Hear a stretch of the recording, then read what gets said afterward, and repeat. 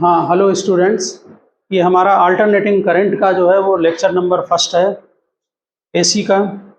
इसमें हम सबसे पहले जो एसी का प्रोडक्शन होता है एसी जनरेटर के द्वारा, हम एसी जनरेटर का डिस्कशन करेंगे यहाँ पहले। ठीक, इसको आप चाहें तो नोट करें और नहीं तो बुक से तैयार करना। इसमें कुछ कॉन्सेप्ट हैं, हमें उसको आपको समझाना है कि कैसे जो है वो जो एसी करंट होती है उसका जनरेशन होता है। तो ये इसका एक रफ डायग्राम बना हुआ है, आपकी बुक्स में भी आपको डायग्राम मिल जाएगा।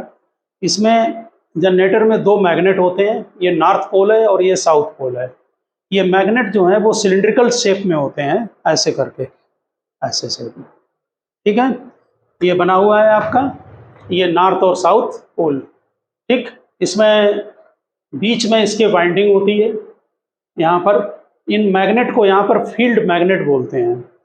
ये जो एसी जनरेटर है इसका जो बेसिक प्रिंसिपल है वो इलेक्ट्रोमैग्नेटिक इंडक्शन के बेस पर है, ये बात ध्यान रखना। ठीक है, इलेक्ट्रोमैग्नेटिक इंडक्शन के बेस पर है। ओके, ये जो मैग्नेट है इनको फील्ड मैग्नेट कहते हैं। ठीक, मैग्नेट अपने आप को बता दिए, ये कॉनकेव शेप में होते हैं। ठीक, इस हाँ, वो कॉन्सेप्ट इंडक्शन का ध्यान रखें। इसके अंदर एक आर्मेचर है, इसमें वाइंडिंग करते हैं ऊपर।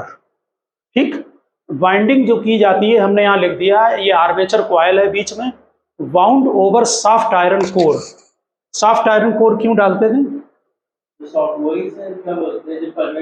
उसकी परमेबिलिटी हाई होती है, मैग्नेटिक फील्ड, हाँ, मैग्नेटिक फील्ड उसका इंक्रीज हो जाता है, फ्लक्स इंक्रीज हो जाता है।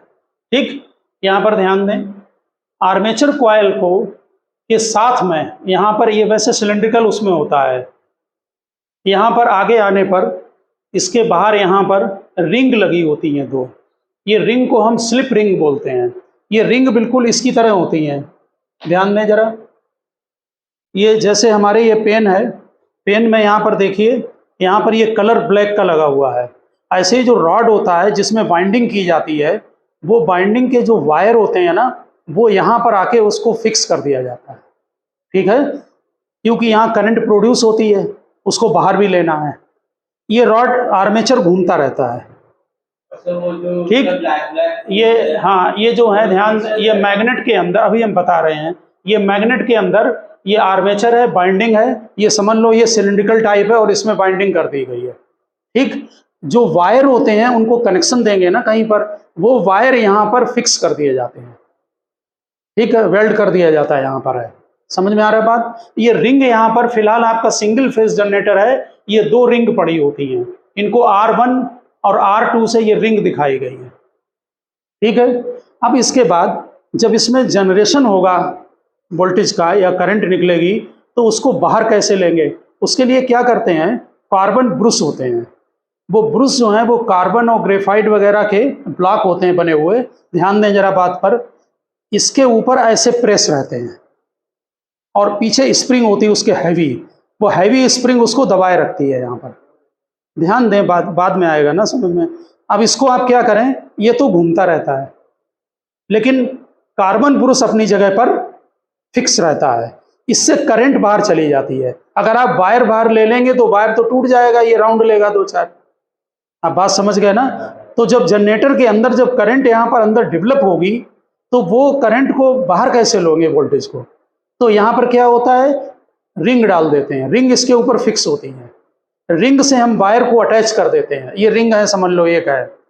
ठीक है, और इसके ऊपर कार्बन ब्रुश ऐसे दबा रहता है, ये ऐसे घूमता रहता है। ठीक, कार्बन ब्रुश के थ्रू करंट बाहर चली जाती है। यहाँ पर देखें, ये कार्बन ब्रुश है B1 और B2। ठीक, यहाँ पर एक टाइम पर यह दिखाया गया है कि करंट यहाँ से निकल रही है, निकल के आपने बल्ब यहाँ बना लिया और फिर ये करंट यहाँ से वापस आ गई है। ठीक, तो इसके कंस्ट्रक्शन के 4 पार्ट हैं। कौन कौन से हैं? फील्ड मैग्नेट, दूसरा आर्मेचर, उसमें सॉफ्ट आयरन कोर बड़ी होती है, लिख सकते हैं थ्योरी में। तीसरा कार्बन ब्रुश और slip ring. Slip ring, ring हमने बता दिया ना, ये पड़ी हुई हैं, और रिंग और ऊपर कार्बन ब्रुश। नहीं, हाँ, वो मतलब स्लिप करता रहता है, ऐसे घूमता रहता है, कार्बन ब्रुश अपनी जगह पर फिक्स रहते हैं, समझ गए ना। इससे हम बाहर को करंट ले सकते हैं। आप कंस्ट्रक्शन समझ गए होंगे। अब यहाँ पर आए, इस डायग्राम को समझने की आप कोशिश करें। आपके बुक्स में ये डायग्राम बना हुआ है, सभी लोग ये बुक से ही बनाना है इसको जो है। देखिए ये ब्लैक कलर से हमने मैग्नेटिक फील्ड दिखाया है, ये मैग्नेटिक फील्ड राइट को है, यहाँ हम एरो लगा दे रहे हैं, ये मैग्नेटिक फील्ड है, ठीक। इसके अंदर वो जो आर्मेचर कॉइल है, वो कॉइल की ये पोजीशन है। हम इसको कॉपी से अपनी दिखा रहे हैं एक से, यहाँ पर ध्यान दें। जैसे ये आर्मेचर कॉइल ये है, ये हमने डॉटेड दिखा दिया है, ये बोर्ड के अंदर और ये बाहर, ठीक। देखिए ये आर्मेचर कॉइल ऐसे है, ठीक, या ऐसे बना ले ABCD, ठीक है। इस समय जरा ध्यान देना, ये आर्मेचर, पहला वाला डायग्राम चेक करें, आर्मेचर कॉइल है और ये मैग्नेटिक फील्ड है। एंगल कितना है 0 डिग्री, क्योंकि इस कॉइल का एरिया का डायरेक्शन परपेंडिकुलर होगा। फ्लक्स के लिए एंगल 0, इसका डायरेक्शन किधर होता है परपेंडिकुलर, प्लेन से 90 है लेकिन इसके परपेंडिकुलर से 0 है, और एरिया का डायरेक्शन हम परपेंडिकुलर लेते हैं, इसलिए फ्लक्स यहाँ पर। अब मुझे ये बताएं, इस कंडीशन में फ्लक्स मैक्सिमम पास हो रहा है या मिनिमम? मैक्सिमम। जरा ध्यान दें, ये कॉइल है और ये मैग्नेटिक फील्ड है, सारा मैग्नेटिक फील्ड ऐसे जा रहा है, मैक्सिमम फ्लक्स, ये फ्लक्स पास हो रहा है, ठीक। अब डायग्राम में चेक करें, ये फ्लक्स वर्सेस एंगल डायग्राम है, तो इस समय फ्लक्स मैक्सिमम है, ठीक है। अब ये देखें जरा, ये कॉइल सीधा हो गया, 90 डिग्री घूम गया, रोटेट कर गया, अब फ्लक्स यहाँ पर 0 है, ठीक, क्योंकि मैग्नेटिक फील्ड ये जा रहा है, आपके समझ में आ रहा है ना, और ये 90, एरिया का डायरेक्शन परपेंडिकुलर, ओके। अब कोई फ्लक्स जब भी आए तो ऐसे कट करना चाहिए, इस तरह से सरफेस के प्लेन पर फ्लक्स नहीं होता है, 0 फ्लक्स, समझ गए ना बात। इसमें यहाँ चेक करें, जब ये 90 डिग्री रोटेट हो गया तो फ्लक्स 0, ये 0 हो गया यहाँ पर। इसके बाद फिर ये आपका AB ऊपर था, ये 90 डिग्री हुआ, फिर 180, अब AB नीचे आ गया, ये आ गया AB वाला पॉइंट नीचे, ठीक, CD ऊपर हो गया। अब फिर फ्लक्स मैक्सिमम, लेकिन इसको हमने पॉजिटिव लिया है तो इसको नेगेटिव, समझ गए ना बात। हाँ, एक इनकमिंग दूसरा आउटगोइंग हो गया। इसके बाद फिर ये घूम के फ्लैट हो गया, फिर फ्लक्स जो है 0 हो गया, फिर एक रोटेशन कंप्लीट हो गया। ये डायग्राम और ये डायग्राम 5th और 1st सेम डायग्राम है, समझ गए ना। फिर फ्लक्स मैक्सिमम हो गया, एक रोटेशन कंप्लीट हो गया। ऐसे जनरेटर को रोटेट कराने का मेथड आपको मालूम है, हाइड्रो प्लांट होते हैं, वहाँ वाटर से उसको टरबाइन से रोटेट कराते हैं, ठीक है ना। या ये कोल प्लांट है, उसमें स्टीम प्रोड्यूस करते हैं वाटर की, और स्टीम को ले जाते हैं और स्टीम से रोटेट कराते हैं जनरेटर को। हाँ, इलेक्ट्रिसिटी प्रोड्यूस करते हैं, जनरेटर है, इलेक्ट्रिसिटी प्रोडक्शन है, ठीक। हाँ, यहाँ पर ये समझ गए आप फ्लक्स का, ठीक। अब जरा एक बात समझने की कोशिश करें, हमने ये डायग्राम इसीलिए मेन बनाया है, जो फैराडे लॉ होता है E = वो -dφ/dt है, यानी फ्लक्स के वेरिएशन से EMF इंड्यूस होगा। अगर आप इस इक्वेशन को ध्यान से देखेंगे तो ये cos थीटा की ग्राफ है, इसकी जो इक्वेशन बनेगी वो cos थीटा का बनेगा, ठीक। और वैसे भी आप ध्यान दें, फ्लक्स का जो फार्मूला है वो क्या होता है, बोलो, BA cos थीटा। अगर नंबर ऑफ टर्न इसमें n है तो NBA cos थीटा, ठीक है। तो फ्लक्स का ग्राफ इसका ये बनेगा, इसकी मैक्सिमम वैल्यू पीक वहां पर कितनी है, यहाँ पर ये फ्लक्स में NBA है, ये हमारा NBA है मैक्सिमम, इधर माइनस उधर प्लस, समझ गए ना। साइन थीटा का जब डिफरेंशिएशन, इसका सॉरी कॉस थीटा का जब डिफरेंशिएशन करते हैं तो क्या आता है, साइन थीटा, साइन आता है ना। अरे हाँ, माइनस यहाँ प्लस हो जाएगा मिलके, ठीक है ना। तो यहाँ पर देखें, इसका ये EMF का ग्राफ है, समझ गया ना, ये कॉस का, ये साइन का, ठीक। जब फ्लक्स मैक्सिमम, अब एक पॉइंट पर ध्यान दें, EMF जो होता है वो वेरिएशन ऑफ फ्लक्स है, इसमें यहाँ फ्लक्स तो मैक्सिमम है लेकिन वेरिएशन 0 है, यहाँ से जस्ट स्टार्ट किया है। तो इसको जब डिफरेंशिएट करेंगे तो ये ग्राफ बनेगा साइन का। तो अच्छी तरह से ध्यान रखना कि जनरेटर में जब फ्लक्स मैक्सिमम होता है तब EMF 0, ये देखिए EMF 0, ठीक। और इस जगह फ्लक्स वेरिएशन मैक्सिमम है, स्लोप मैक्सिमम है, ठीक है ना। तो यहाँ पर ईएमएफ मैक्सिमम, ईएमएफ किस पर डिपेंड कर रहा है? फ्लक्स वेरिएशन पर, फ्लक्स पर नहीं, फ्लक्स वेरिएशन पर, ठीक। यहाँ स्लोप जीरो है तो देखिए ईएमएफ जीरो है। यहाँ पर देखिए, हाँ इस पॉइंट पर फ्लक्स वेरिएशन सबसे ज्यादा, क्योंकि स्लोप सबसे ज्यादा होगा, ठीक है ना। तो यहाँ पर ईएमएफ देखिए मैक्सिमम है, फिर वही ये 0, ये 90, 180, 270 और ये 360।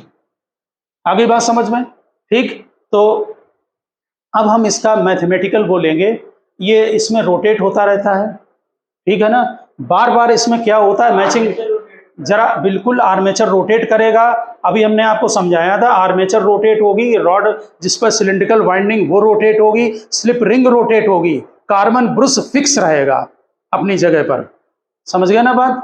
कार्बन ब्रुश वहीं रहेगा, उससे करंट जो है बाहर आ जाएगी। अब एक बात पॉइंट समझ लें, जब ये आर्मेचर रोटेट होगा और ये कंटिन्यूअस रोटेशन हो रहा है, ठीक है, तो यहाँ ईएमएफ जीरो था, फिर ईएमएफ मैक्सिमम हुआ, फिर ईएमएफ जीरो, फिर डायरेक्शन पलट गया। हाँ मिनिमम यहाँ पर इसको कह सकते हैं, यहाँ डायरेक्शन चेंज हो गया, ठीक। फिर यहाँ पर जीरो हो गया। इसका डायरेक्शन चेंज होने का मतलब है कि ये जो कार्बन ब्रुश आपने बनाए हैं, अभी करंट देखिए, यहाँ से करंट आउट हो रही है, प्लस ये माइनस, ये करंट गई प्लस से और ये माइनस पर यहाँ टर्मिनेट हो गई। हाफ राउंड के बाद ये प्लस हो जाएगा, ये माइनस हो जाएगा, पलटता रहेगा। फिर अगले हाफ राउंड में फिर ये प्लस, ये माइनस, यहाँ से चेक करो, एक राउंड में ये पॉजिटिव, फिर टर्न होके नेगेटिव, फिर कंटिन्यूअस आगे, फिर पॉजिटिव, फिर नेगेटिव, यानी कि प्लस माइनस बार बार चेंज होंगे। ये साइकिल ऐसे कंटिन्यूअस चलती रहती है। हाँ, एक प्लस एक माइनस मिलकर एक साइकिल कंप्लीट होगी, समझ गए ना। और ये जो जनरेशन है अपने यहाँ इंडिया में 50 साइकिल पर सेकंड है, यानी एक सेकंड में 50 राउंड होते हैं, 50 साइकिल होती हैं, समझ गए ना। और आपका जो जैसे ये बल्ब है, एक साइकिल में 2 बार, क्योंकि इसे 3 बार नहीं बोलेंगे, ये अगले में लेंगे, एक साइकिल में 2 बार जीरो, वोल्टेज भी जीरो, और 2 बार मैक्सिमम, तो ये बल्ब एक सेकंड में 100 बार ऑफ हो जाएगा और 100 बार पूरी तरह से ऑन हो रहा है। एक साइकिल में 2 बार जीरो, ये क्या, एक जीरो ये, एक जीरो ये, 2 बार। ये वाला अगले में नहीं ले जाओगे, फिर अगले साइकिल में क्या बोलोगे, ठीक है ना। तो अगले साइकिल में 2 बार, एक साइकिल में 2 बार जीरो और 2 बार मैक्सिमम, ठीक है ना। तो 50 साइकिल है इंडिया में। हर कंट्री की जो फ्रिक्वेंसी है वो अलग अलग है, थोड़ा डिफरेंस है सब में, ठीक है। अपने यहाँ 50 है, तो यहाँ पर 100 बार जीरो और 100 बार मैक्सिमम, ठीक है। लेकिन हमारी जो परसिस्टेंस है आई का, वो इसको डिटेक्ट नहीं कर सकता है। बल्ब कंटिन्यूअस जलता हुआ दिखता है, वो 100 बार ऑफ होता है एक साइकिल में, समझ रहे हैं बात को, और 100 बार मैक्सिमम पर होता है, ठीक। तो जनरेटर का आप बेसिक वो समझ गए होंगे। अब प्रिंसिपल पर आए हैं। यहाँ पर capital N number of turn. अब आप अपनी कॉपी में प्रिंसिपल नोट कर लें, इसका लिखिए फटाफट, हेडिंग डालें एसी जनरेटर, हाँ एसी जनरेटर। बाकी थ्योरी बुक से यहाँ पर कैपिटल एन लिखें, ब्रैकेट में लिख देना based on EMI, electromagnetic induction, based on electromagnetic induction, EMI. जल्दी करें, कैपिटल एन लिखें, number of turn in the coil, हाँ वैसे यही नोट कर लो, capital N number of turn in the coil. A लिखें, area of each turn of coil, A area of each turn of coil. हाँ same है, तभी उसको ए लिया गया है, सब में ए ही रहेगा। लिखा, एक टर्न का एरिया ए है, एन मल्टीप्लाई कर लो, चाहे फ्लक्स में मान लो और चाहे जैसे मान लो उसको। नेक्स्ट देखिए बी क्या है, मैग्नेटिक फील्ड लिखो, मैग्नेटिक फील्ड स्ट्रेंथ लिख देना, स्ट्रेंथ ऑफ मैग्नेटिक फील्ड या मैग्नेटिक फील्ड स्ट्रेंथ, थीटा लिखें।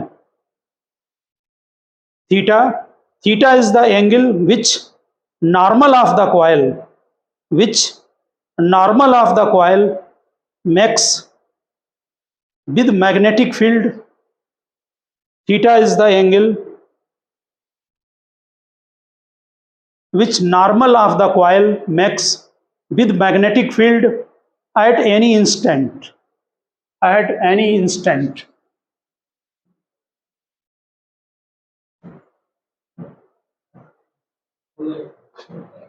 थीटा नोट कर लिया। थीटा जो है वो ओमेगा टी के इक्वल होता है, नोट करें। थीटा ओमेगा टी के इक्वल, ओमेगा एंगुलर फ्रीक्वेंसी, जैसे distance is equal to velocity into time होता है, वैसे ही फार्मूला है। नेक्स्ट लाइन में लिखें flux linked with the coil, flux linked with the coil. हाँ, एंगुलर फ्रीक्वेंसी भी बोलते हैं यहाँ पर। हाँ, flux phi is equal to, लिखिए flux linked with the coil N B A cos theta, flux N B A cos theta की जगह ओमेगा टी, और ई लगा दें, माइन फैराडे लॉ लगा दें। नीचे लिखा है according to Faraday law, omega यहाँ पर एंगुलर वेलोसिटी है जो कॉइल रोटेट हो रहा है उसकी। Faraday law, E is equal to minus D phi by D T N B A. देखिए कॉस थीटा में ओमेगा बाहर आ जाएगा, ठीक है। कॉस थीटा का डिफरेंशिएट कर दें, minus sign, minus minus plus हो गया, साइन ओमेगा टी। ये फार्मूला भी न्यूमेरिकल के लिए लर्न रखना है।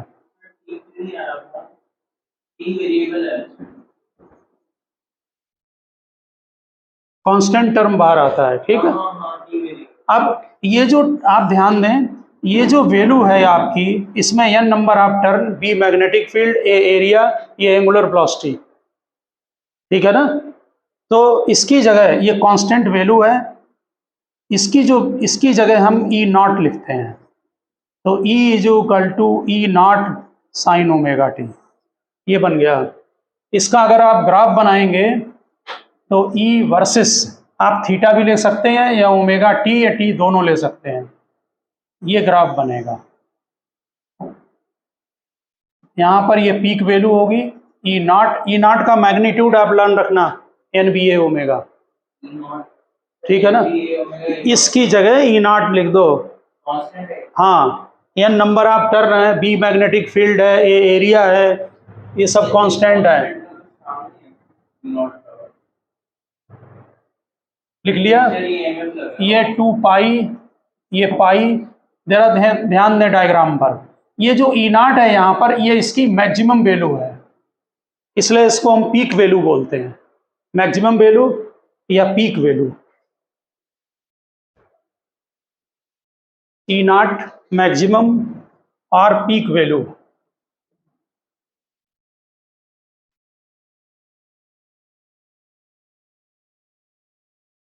तो यहाँ पर आप जनरेटर के इस प्रिंसिपल से एक पॉइंट आप समझ गए होंगे कि ये ई नॉट का मैग्नीट्यूड हो गया एन बी ए ओमेगा, ठीक है। जो ई है, ध्यान दें, ये ई, ये इंस्टेंटेनियस वैल्यू है, ये टाइम के साथ चेंज होगी। जैसे जैसे कॉइल रोटेट होगा, ईएमएफ की इंस्टेंटेनियस वैल्यू पहले इंक्रीज होगी, फिर डिक्रीज होकर जीरो होगी, फिर नेगेटिव में, और फिर ये यहाँ तक एक कंप्लीट साइकिल हो जाएगी। ऐसे कंटिन्यूअस प्रोडक्शन होता रहेगा, ठीक है ना। यहाँ पर ई जो है वो इंस्टेंटेनियस वैल्यू है, ध्यान रखना, और ई नॉट क्या है, पीक वैल्यू है। समझ गए दोनों बात आप? हाँ, अब आप यहाँ पर नीचे लिखे हैं उसके आगे, ये जनरेटर का प्रिंसिपल है। अगर प्रिंसिपल आता है जनरेटर का तो इतना ही उसमें लिखा जाएगा। ये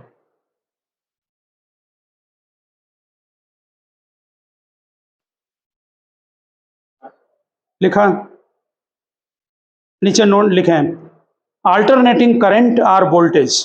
alternating current or voltage, or या और, O R, alternating current or alternating EMF या वोल्टेज। और ऑल्टरनेटिंग ईएमएफ। हाँ,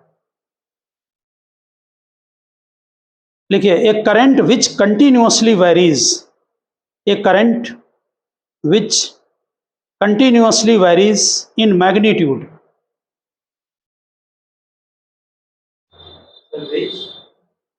a current which continuously varies in magnitude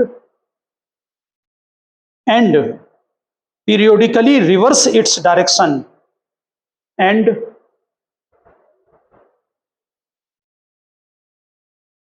Abhijit इसको रख दो, ध्यान से सुना थ्योरी को। A current which continuously varies in magnitude and periodically reverse its direction is called an alternating current, an alternating current. यहां पर जो साइन और कॉस फंक्शन है, इनको हम साइनोसोइडली वर्ड यूज करते हैं, ठीक है ना, साइनोसोइडली, ठीक है ना। हाँ, तो करंट या वोल्टेज दोनों ही वेरी कर रही हैं, ठीक है ना। यहां पर लिखें ईएमएफ, जब हम फ्लक्स का भी दे रहे हैं और ईएमएफ को भी देख रहे हैं, या खाली साइन या अलग दे दो। किसी भी फंक्शन में साइन और कॉस दोनों आते हैं, या साइन और कॉस फंक्शन दोनों एक ही फंक्शन है। टाइम कहाँ से स्टार्ट किया है इस बात पर डिपेंड करता है, हमने बताया था मैथमेटिक्स के लेक्चर में, देखें आप उसमें, ठीक है। नीचे नोट करें आप, लिखिए the magnitude of EMF is given by, the magnitude of EMF is given by, AC है, अल्टरनेटिंग करंट है, इसको अल्टरनेटिंग वोल्टेज बोलते हैं, दोनों ही यूज होंगे। ईएमएफ इससे लिखेंगे E is equal to E naught sine omega T, और करंट लिखेंगे I is equal to I naught sine omega T से। क्या लिखा नीचे, जल्दी बोलें। E naught sine omega T and current is given by I is equal to I naught sine omega T. इसका ये एम्पलीट्यूड कहलाएगा, जो पीक वैल्यू है। करंट की जो हम ग्राफ बनाएंगे वो भी इसी तरह का बनेगा, ये current I versus omega T. जब टी लिखेंगे तो टाइम के फंक्शन में, और ओमेगा टी लिखें तो एंगल के फंक्शन में। ये पाई, ये 2 पाई, दोनों इक्वेशन सेम। ओमेगा के टर्म्स में नहीं, टी वेरिएबल है। हाँ, टी में लिखें या omega T, omega T theta है। आप देखें वहां एक्स एक्सिस पर ओमेगा टी थीटा है, इसलिए पाई और 2 पाई लिखा गया है, ठीक है ना। ओमेगा भी वेरी करता है कभी-कभी। लिख लो, एम्पलीट्यूड समझ में आ गया। ये एम्पलीट्यूड मैक्सिमम वैल्यू होती है, ठीक है ना। ये यहाँ पर मैक्सिमम वैल्यू होती है। जो जनरेटर होते हैं उनकी जो एंगुलर वेलोसिटी है वो फिक्स होती है। अभी बताया इंडिया में 50 साइकिल पर सेकंड है, ठीक है ना। तो ओमेगा कैसे वेरी करेगा, अरे वो फिक्स है कंट्री वाइज जो है। ओमेगा क्वांटिटी वेरिएबल नहीं है, टी वेरिएबल है फंक्शन में। अगर यहाँ वेरिएबल होता है तो यहाँ विद रिस्पेक्ट टू जो टी डिफरेंशिएशन कर रहे हो ना, अभी प्रोडक्ट रूल लग जाता है यहाँ कि ओमेगा भी वेरी कर रहा है और टी भी वेरी कर रहा है। आप नेक्स्ट लिखें, नेक्स्ट नोट करें, period and frequency, period and frequency.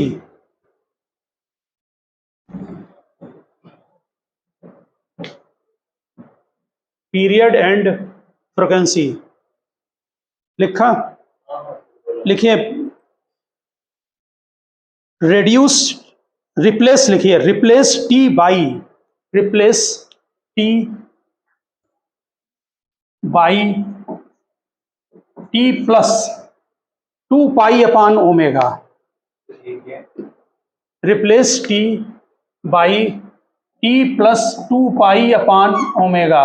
इसकी वैल्यू में E is equal to E naught sine omega, T की जगह T plus 2 pi by omega put up कर दें, तो E is equal to E sine, अंदर मल्टीप्लाई करें ओमेगा का, omega T plus 2 pi, sine 2 pi plus theta sine theta होता है। इसका मतलब फंक्शन फिर से यही आ गया जो ओरिजिनल फंक्शन था। ठीक है, इसका मतलब है ये इसका पीरियड है, क्योंकि हाँ बिल्कुल सेम पीरियड के बाद अपनी जो पार्टिकल है या फंक्शन अपनी पोजीशन को रिपीट कर रहा है, इसलिए ये हमारा टाइम पीरियड होगा। अब सारा नोट करना है, तो टाइम पीरियड टी हुआ 2 pi by omega, omega angular velocity 2 pi by T हो गई।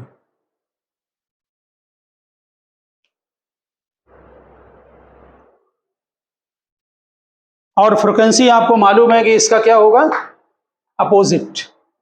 तो फ्रिक्वेंसी जो है वो 1 अपान टी, ये ओमेगा अपान 2 पाई।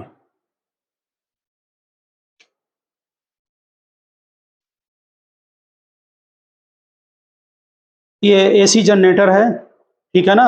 यहाँ पर एक बात और ध्यान रखना कि जो कि हमारा अगला टॉपिक होगा यहाँ पर, कि जो वोल्टेज जनरेट होता है, वोल्टेज और करंट, जब ये दोनों जो हैं कि जब हम सिंबल यहाँ बनाते हैं, जैसे आपने E इज इक्वल टू लिखा E naught sine omega T, current I is equal to लिखा I naught sine omega T.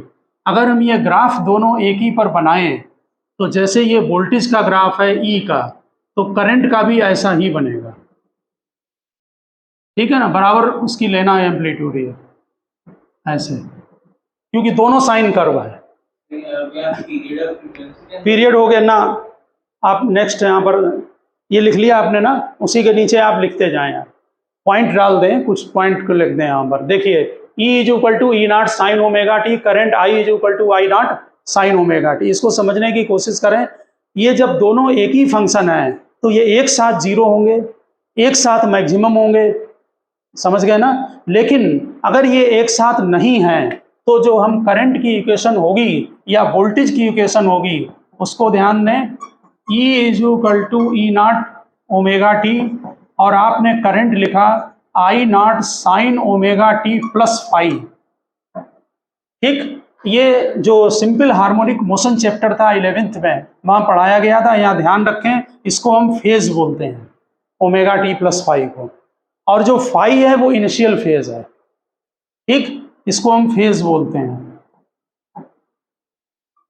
और यहाँ पर जो फाई है वो इनिशियल फेज होता है। थोड़ा हम डिस्कशन करेंगे कल एसएचएम का जब ये वो आएगा, ठीक है। इसका मीनिंग है ये दोनों सेम फेज में नहीं है। सेम फेज होने का मतलब, यहाँ ध्यान दें डायग्राम पर, ये दोनों सेम फेज में है, लेकिन यहाँ नहीं है। अगर ये फाई प्लस में है तो ये लीड कर रहा है, क्योंकि समथिंग प्लस है। अगर ये माइनस में है तो लैग कर रहा है, समझ गए ना बात। ये लीड और लैग, ये जरूरी नहीं है कि दोनों फंक्शन एक साथ मैक्सिमम हो और एक साथ मिनिमम हो या जीरो हो, वोल्टेज और करंट। ठीक, आगे सर्किट हैं, आप समझ रहे होंगे, इंडक्टर, कैपेसिटर और रेजिस्टेंस के, उनमें इनकी जो टेंडेंसी है वो अलग अलग होती है, ठीक है ना। तो यहाँ पर ये लिख देना इक्वेशन में, phi may be positive negative or zero, phi may be positive negative or zero. और यहाँ पर ध्यान रखना, हमने ये अलग से लिख दिया है, omega T plus phi phase है, और फाई को क्या बोलते हैं, इनिशियल फेज, स्टार्टिंग का फेज क्या है, समझ गए होंगे ना। अब यहाँ पर एक पॉइंट समझने की कोशिश करें। देखिए, जो आपने जनरेटर में ये बात चेक कर ली कि जो वोल्टेज और का जो जनरेशन हो रहा है वो डीसी की तरह नहीं है। यहाँ पर डीसी में तो एक प्लस और माइनस फिक्स होता है, यहाँ पर प्लस माइनस कंटिन्यूअसली चेंज होगा, ठीक है। तो यहाँ पर जो वोल्टेज या करंट दोनों ही फिजिकल क्वांटिटी जो है आपकी, वो उसमें चार क्वांटिटी जो हैं वो आती हैं। हम वोल्टेज ले रहे हैं, ये आपने ग्राफ बनाया, इसकी इक्वेशन क्या लिखी आपने, ये पीक वैल्यू है, E is equal to E naught sine omega T, ठीक है। बोलो पीक वैल्यू क्या है, ई नॉट है। ई को क्या बोलते हैं, इंस्टेंटेनियस वैल्यू, हर समय चेंज हो रही है, ठीक है ना। तो अगर आपसे कोई पूछे कि कितना वोल्टेज आ रहा है, तो वोल्टेज तो ये वैरी कर रहा है ना, पीक नहीं बोल सकते हो, इंस्टेंटेनियस हर समय चेंज हो रहा है। इसके लिए दो वर्ड बनाए, एक एवरेज और दूसरा आरएमएस, कि इसकी एवरेज वैल्यू कितनी है। देखो जो एवरेज वैल्यू होती है वो, अगर आप जो मैथ में एरिया अंडर कर्व आता है चैप्टर, उसमें अभी हम इसकी डिफिनेशन भी बताएंगे। एवरेज में इसका जो एरिया निकाला जाता है, अगर आप फुल साइकिल में एरिया निकालें, फुल साइकिल का मतलब 0 से कैपिटल टी और ये t/2, एंगल में लेंगे तो 2 पाई और पाई, ठीक।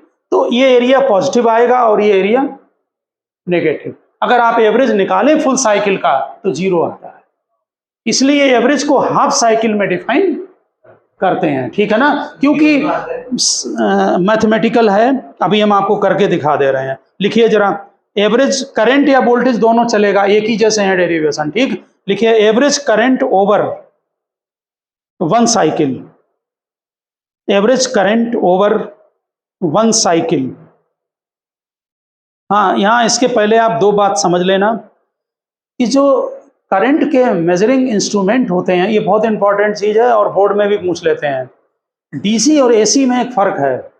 जो आपने मूविंग कॉइल गैल्वेनोमीटर वगैरह पढ़े हैं डीसी के केस में, वहाँ पर मैग्नेटिक फील्ड बनता था ना, तो एक नॉर्थ और साउथ पोल फिक्स रहते हैं। अगर वहाँ एसी लगा देंगे तो बार बार पोलरिटी चेंज होगी, वो इंस्ट्रूमेंट यहाँ काम नहीं करते हैं। एसी के लिए हॉट वायर इंस्ट्रूमेंट बनाए जाते हैं, वो हीटिंग इफेक्ट पर काम करते हैं। कॉइल हीट होता है, लेंथ इंक्रीज होती है। हॉट वायर इंस्ट्रूमेंट आपके सिलेबस में नहीं है, आप ध्यान रखें कि हॉट वायर हीटिंग इफेक्ट पर जो होते हैं। क्यों, हीट का फार्मूला क्या था, I²RT। तो I चाहे पॉजिटिव हो और चाहे निगेटिव हो, उसका स्क्वायर होके फिर पॉजिटिव बन गया। हीटिंग में उसका कोई लेना देना नहीं है। दूसरी बात तुम्हें समझना चाहिए कि इसका जो मीनिंग है वोल्टेज या करंट का रिवर्स होना ही तो है। करंट चाहे लेफ्ट टू राइट फ्लो हो, चाहे राइट टू लेफ्ट फ्लो हो, क्या फर्क पड़ता है, हीटिंग इफेक्ट तो सेम होगा। इसलिए एसी इंस्ट्रूमेंट हीटिंग इफेक्ट के बेस पर होते हैं। बात समझ में आ गई ना, इसको ध्यान रखना ठीक से, ठीक। और AC can not produce chemical effect, electroplating produce इसमें नहीं होता है, क्योंकि वहां आपको ध्यान होगा कि एक प्लेट पॉजिटिव और नेगेटिव होती है। अगर बार बार पोलरिटी चेंज होगी तो मास कहाँ कलेक्ट होगा इलेक्ट्रोप्लेटिंग में। तो एसी में ये 2 पॉइंट ध्यान रखना। हाँ, वो तो साइकिल 1 सेकंड में 50 बार है, कुछ नहीं हो पाएगा वहाँ, ठीक है ना। तो दोनों पॉइंट ध्यान रखना, AC is measured by hot wire instrument, और दूसरा पॉइंट आप नोट कर दें, कहीं लिखा है AC is measured by hot wire instrument. Second point, AC cannot produce chemical effect of current instrument. Second point, AC cannot produce chemical effect of current as in electroplating, as in electroplating, ठीक। दूसरा point, third point लिखें, AC to DC जो converter होता है उनको rectifier बोलते हैं, AC to DC। और जो DC टू AC है वो इन्वर्टर, ध्यान रखना। अरे घरों में इन्वर्टर लगा होता है ना, तो वो बैटरी को कलेक्ट करके और बैटरी को उसमें AC में फिर कन्वर्ट करते हैं, समझ गए ना। तो AC टू DC रेक्टिफायर कहलाता है और DC टू AC है वो इन्वर्टर कहलाता है, ठीक। अब आप हेडिंग डालें, average current over one cycle, average current over one cycle. आपकी मर्जी है।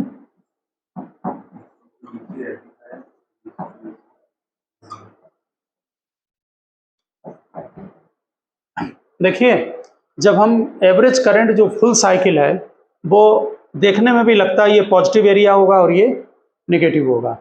आप थोड़ा सा एवरेज का मीनिंग समझ लें। ये मैथमेटिकल एवरेज निकालने का मैकेनिक्स का और सब में यूज होता है, फंक्शन का फार्मूला है। ठीक, आप कोई नंबर अगर दे दिए जाए तो एवरेज कैसे निकालते हैं? जैसे 4 नंबर दे दिए तो 4 का सम करेंगे और फिर नंबर डिवाइड कर लेंगे। ध्यान से समझना बात को, जरा इधर देखें। ये जो आई डी टी है, जैसे आपने कोई ग्राफ बनाया, ये आई वर्सेस टी ग्राफ है, कोई ग्राफ हम ले रहे हैं, चलो यही ले लिया।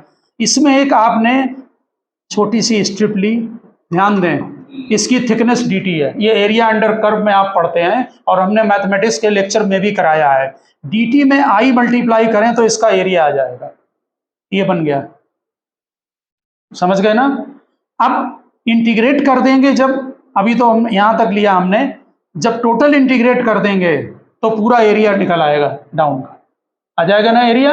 आपने इनको सम करते चले गए, एक तरह से जैसे नंबर सम करते हैं वैसे सम हो गया, और नीचे डिवाइड कर दिया टाइम का तो एवरेज निकल आया।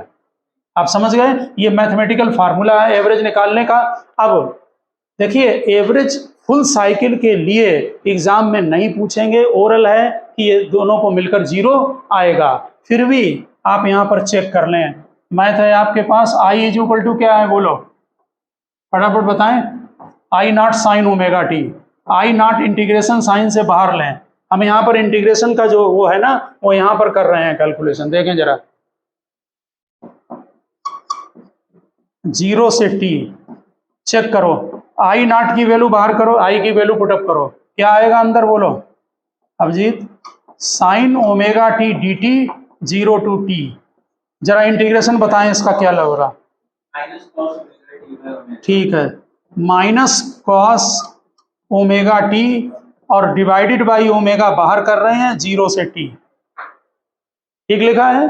अब क्या करेंगे बोलो, upper limit minus lower limit. देखिए आई नॉट अपॉन ओमेगा डालिए upper limit, minus sine omega की जगह लिख रहे हैं 2 पाई बाई टी, और अपर लिमिट भी टी डाल दी, स्मॉल टी की जगह कैपिटल टी।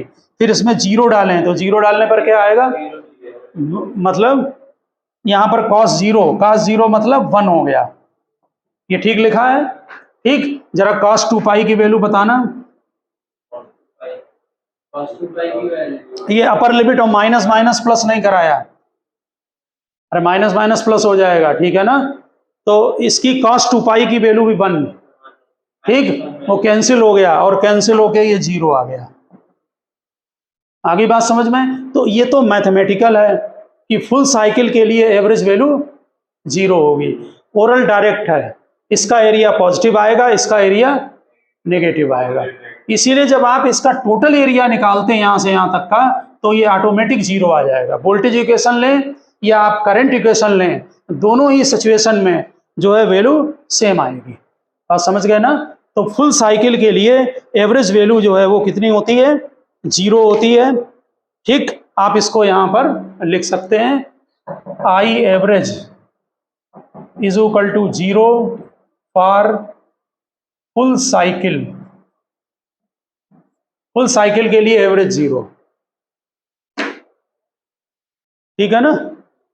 तो ओके स्टूडेंट, हम कल सेकंड लेक्चर में जो अल्टरनेटिंग करंट का आपका एसी का सेकंड लेक्चर है, उसमें एवरेज और आरएमएस का डिस्कशन करेंगे, ठीक है ना। ओके।